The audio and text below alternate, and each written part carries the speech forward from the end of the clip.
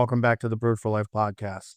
This week on the podcast, I want to talk and get into some of the things that I think at some point every family has to kind of try to face, and that's the struggles of being a dad and some of the challenges that we face being a dad based on where our life was and how we were raised. And how do we adjust to all of those challenges while we're raising our own little ones? That we as dads need to remember is that one, we're not perfect.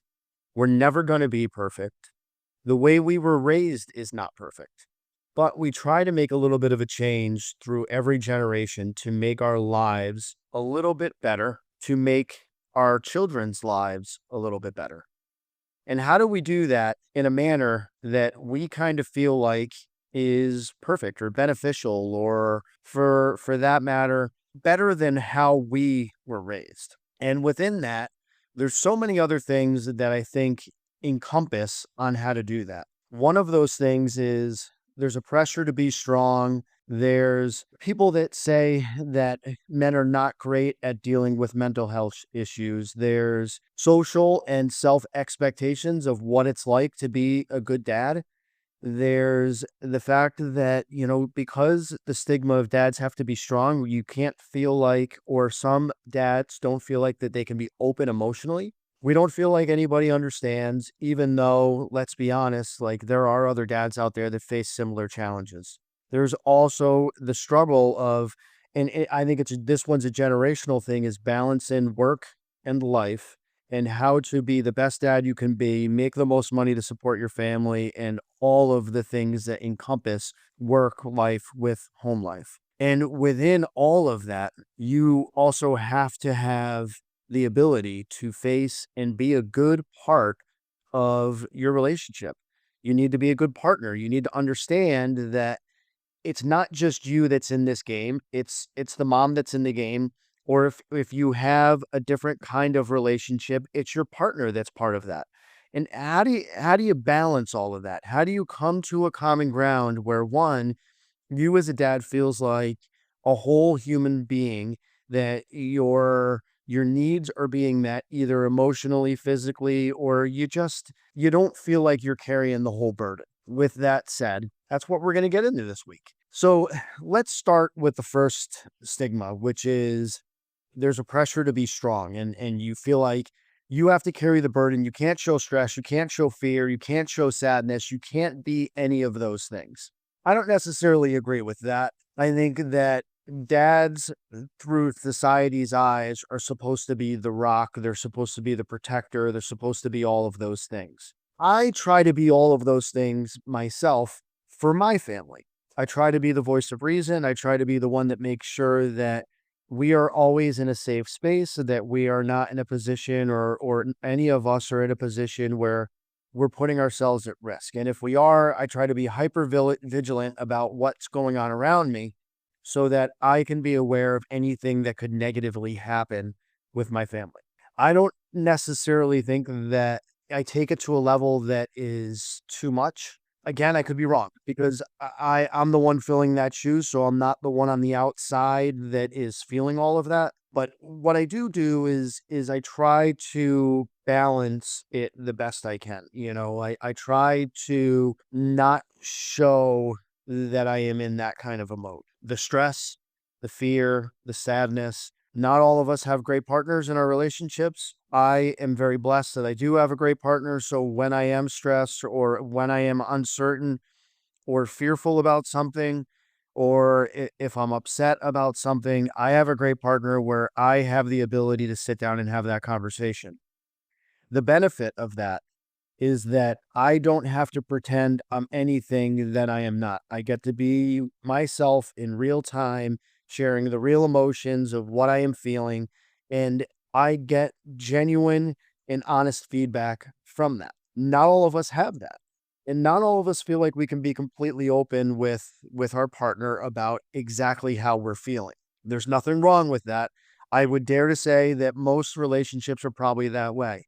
I am just lucky enough where if I am off that day, if I am not 100%, if I am very worried about something or I am scared about something, that is all something that I can sit down and have a conversation with Audrey about. As far as the mental health stuff, I think we all have something that has happened within our life, whether it be, growing up and it was something that happened when you were a kid, if it was something that happened for your high school years, something that happened in your adult years. We all have something that has affected us to some point. As human beings, I think we do a great job at sticking things in a compartment and burying it in the back of our heads where we don't take the time to run and revisit it. I think for generations, it had been a taboo thing. Like, you don't talk about those things. And if you don't talk about them, they go away. Unfortunately, we didn't take the time to understand the impact that it would have on you for the rest of your life. And because you buried those things and because it takes a conscious amount of energy to be able to hold all of those feelings back, you now put yourself in a position where you are, or could be, short fused. Maybe you're disconnected emotionally. Maybe you put yourself in a mode where you just don't care. That's where I think the mental health thing comes into play. As a dad, in order to be the best person you could be, not just for your kids, but for your significant other, you need to make sure that your headspace is in a place where you can look at things rationally. You're not taking everything defensively and you're listening openly. And that takes work. It takes self-reflection. I've talked about it on multiple different podcasts, how important it is to be honest and open with what you're feeling and how important it is to talk to somebody, either a therapist, your significant other, a good friend. But the key factor is that whoever you talk to needs to take an unbiased approach and needs to sit and listen because you're not looking right away for somebody's opinion on how to fix it. You just need to talk about whatever it is. If it's your therapist is going to give you some honest, unbiased reflection or some ways that you can navigate through it to put it in the past. I think it's so beneficial to be able to do those things. And when I had gone, it helped me face a lot of things. As much as my ex might not care to hear it or even, acknowledge it, those therapy sessions helped me put myself in a better headspace. It helped me acknowledge of what I actually needed from this life and what I actually needed to feel like I am the person that I see when I look in the mirror. Right now, I have a partner that 100% allows me and is so proactive in me being able to be that person that I don't have to pretend to be somebody else. I don't have to wear the cloak. I don't have to wear the costume. I don't have to do any of those things. That part of me, don't ever want to replace. I don't ever want it to go back into storage. I like it where it is. And I never thought I would. So it's important as an individual to face those struggles, face those things that you buried, deal with them, and move on. It's incredibly important. Your kids will see how you react and how you respond to different things because you buried those. And you don't want those characteristics and traits passed on to your kids. It doesn't make you weak to be able to face the challenges that you have put in those compartments inside your head. It actually takes a strong person to stand in the mirror and say, oh my God, I really fucked that up, or God, this really fucking scarred me. That takes a strong person to be able to self-reflect. It is important to do it. That's hands down. If I have to categorize all of these things we're going to talk about into different steps, facing your mental health and your emotional well-being is number one. You can't be the best you if you don't handle the things that are harming you on the inside. The next thing, which I think we all of us, I don't care if you're a mom, I don't care if you're a dad, I don't know, a grandparent, I don't care who you are, being able to balance work and life and disconnect from them so that you can be there in the present, 100% focused on what's in front of you. A lot of people take the time and they are so focused on work and making money and all of those things, including myself. When I worked in retail, I couldn't disconnect at all. Even when I was on vacation, if I was off for 7 days, The first day of that vacation was, all right, we can disconnect. The second and third day were, let's enjoy this time. By the time I got to the fourth, fifth, sixth, and seventh day, my mind had already started gearing up to what I was potentially going back to and what problems I was going to have to face. And when you think about it, you really only took 2 days in that sequence to disconnect and become the better person that you needed to be. You took a vacation to disconnect and relax, but you didn't actually get to enjoy it. And I think it's important to state that because I don't think enough of us acknowledge that we don't disconnect enough while we're on vacation from work to actually be able to enjoy the vacation, the time with our family, the time with our friends, to any of that stuff. All of that does take work. I don't want to downplay either how important work is because work supports us being able to pay our bills. It allows us all of the luxuries that we have in our life. And you can't downplay that. It is important. But how do we disconnect it so that when we're home with our family, that we are actually there? How do we take the time when we're there at our kids' sporting events to not answer the phone, to not be worrying about what the heck's going on, at work or when we get back? How do we get to that point? It's important to understand that it's necessary. What I actually do now is I first started the process of learning how to bring that balance when I first moved into sales. That's a lie. My first started when I started taking cruises. And when you're on a cruise, for those of you who don't know, like you either got to pay for Wi-Fi or you got to hope to connect to some kind of a Wi-Fi when you're not on the boat. Now that meant that I was forced to disconnect from work while I was away on vacation. What I ended up doing was I would bring my phone. As soon as I boarded the boat, my phone went into the safe and that was it. That was the last time I touched it until it was time to get off the boat again. Unless I was playing music, that was the last time I saw that fucking thing. It's amazing how much more relaxed and connected you are to what is going on in the present when you don't have that thing in front of you. That thing is exactly what work wants you to have. Every work now wants you to have your work email attached to your cell phone. And all that really is, it's a tether so that no matter where you are still connected to work. Is that the life that we want to live? We don't get paid for working on our off time. Even when your salary is based on a 40-hour work week, maybe a 45-hour work week. So why are we giving them 50, 60, 70 hours of time when you're not being paid for that time? Or you're using your vacation time and your personal time to cover the time when you're supposed to be with your family and you're allowing work to impede on that. Why are we doing this? It's important to take the time to disconnect because your family needs you. So create that balance. When you're not at work and you're not within work hours, it's important to disconnect. Like I said, when I first went to retail, I took the cruises and that was my way to disconnect. When I got into sales, I did get some stuff early on in the morning, but primarily my first sales job, I could get anything between 7 and 6. So that's almost 12 hours, but close, depending on when you first got that first response, almost 12 hours of available time for work, Monday through Friday. And I would get calls and stuff on Saturday as well. With my new job, I don't answer anything until 8 o'clock in the morning, and our orders need to be in by 4. So now my actual work week runs Monday through Friday, 8 to 5. And that's it. That includes Saturday, I take an order, which takes about an hour, and Sunday, I have to run out and I have to get an order. That takes maybe 30 minutes. With that said, my total combined time invested is 40 hours. I won't give any more than that. And I will always try to find a way to balance and be as productive as I can within those hours.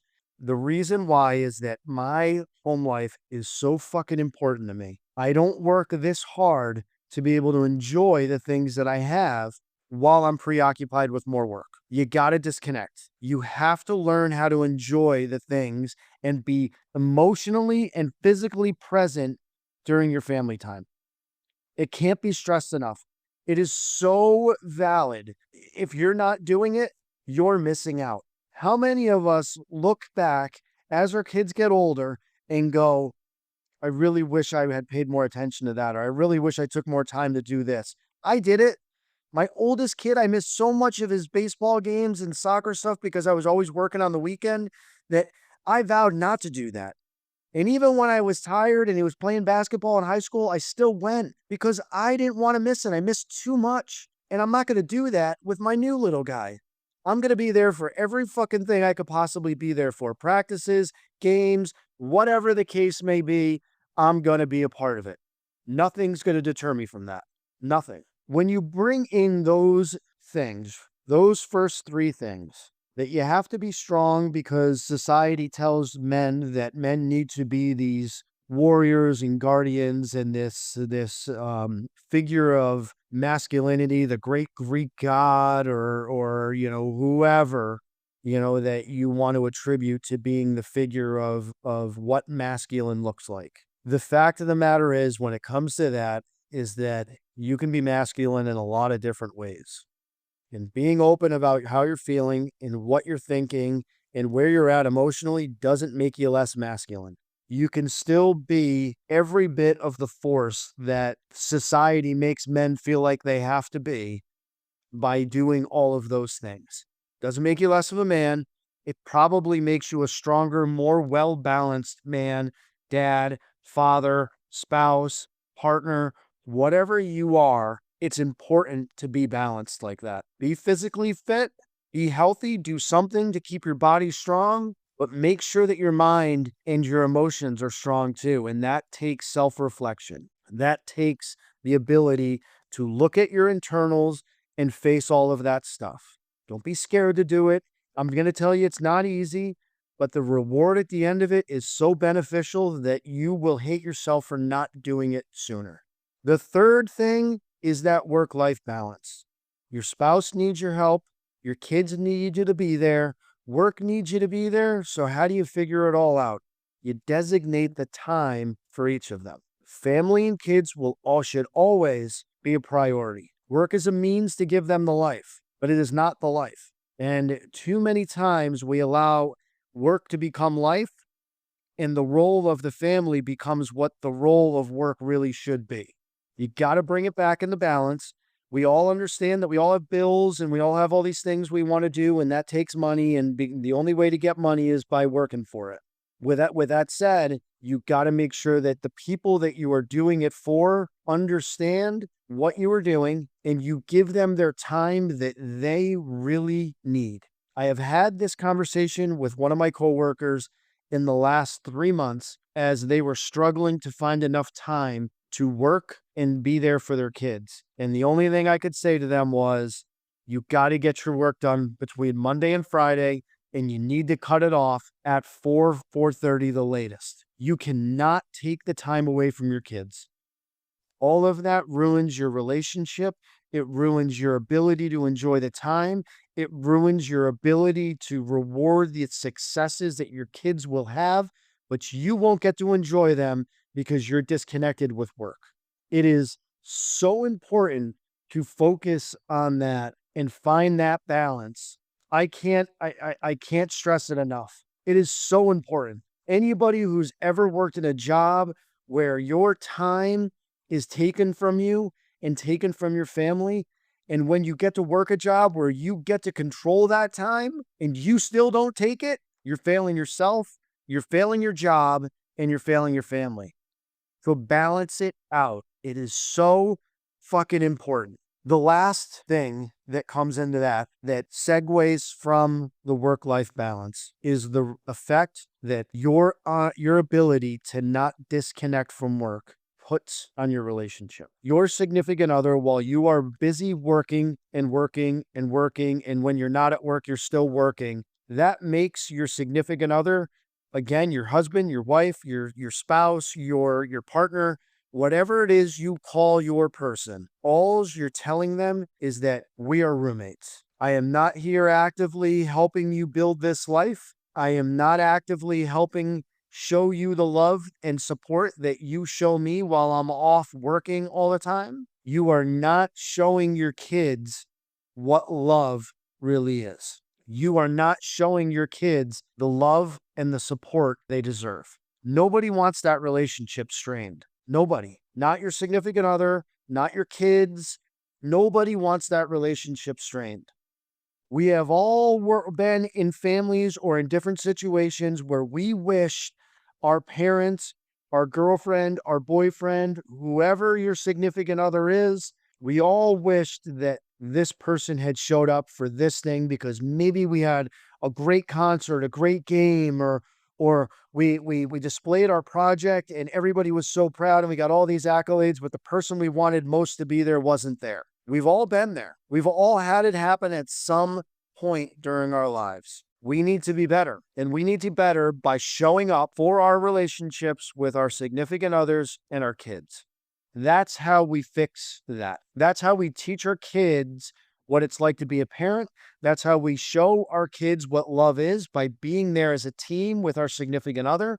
That's how you show them how to live a life, showing them that working 99% of the time and what you have going on is more important than anything else, teaches them how to be that way. You don't enjoy it. If you didn't want to make time for a significant other or kids, then don't have them. If you're not willing to balance those things, then don't bring them into your life, because you're hurting people unintentionally or intentionally because you can't disconnect. Relationships are important. They build character. They make us the people that we are.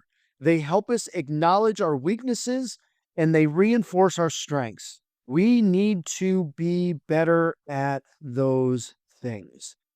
Bring the work-life balance, make your relationships at home better. All of those things build character. They build you to be the better person and the better parent, spouse, whatever it is that you're trying to accomplish. It fixes all of it. I have talked about in the earlier episodes where my background came from, why I was the way I was. I didn't get all the way into some of the things that I had done that made me a fucking huge piece of shit asshole, and why I disconnected so much from different things. But I will say this: the smartest thing I ever did was go to therapy. It helped me understand and dig some of those demons out of the closet, and it helped me come back to square one. When I realized where I was and what I wanted and what I needed and all of those things, I realized that the place I was not the place for me. Now I am in a place where I belong, with all of the support systems around me to make me the best person that I can be. It is because I am in such a generally a good place that I decided to do this podcast. If I didn't have her support and she wasn't like, you should fucking do this, if I did this podcast and she didn't listen or give me feedback or say, hey, that podcast was okay, but I know you have more to share. If she didn't give me the feedback that I find so fucking important, then why would I be doing this?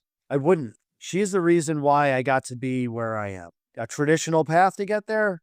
No. But if I didn't go to therapy and didn't realize all the things I was fucking up and all the things that I really truly needed in my life, and realize that some of the choices I was still making was damaging my life, then I wouldn't even be in the place that I am now. Vital is the best word I can use to explain it. It is vital to face all of that stuff. It's time to reflect on where you're at and where your challenges are and the things that you stored away. And it's time to start facing those things so that you can be 100% a strong person. It doesn't have to be the masculine specimen of, the 300 and some great Greek mythological warrior or whatever you want to, put yourself in the class of what a man looks like. It's about dealing with your mental health stuff. It's about facing the things that you buried. It's about looking at your damage and taking it head on and saying, yeah, you're a scar, but you're not who I am. And I'm not going to let you control who I am anymore. And then once you get to that point, it's about balancing work and life so that you can enjoy the things you work so hard to have. And that in turn helps you have the best relationship with your significant other that you can have. Thank you guys so much for listening. As always, follow the Baines Brewing Instagram page. Check out the Brewed for Life Instagram page. Check out the Brewed for Life YouTube channel, and also check out the Brood for Life TikTok page. Thank you guys so much for listening. I hope you all have a great week and a great holiday, and we'll talk to you real soon.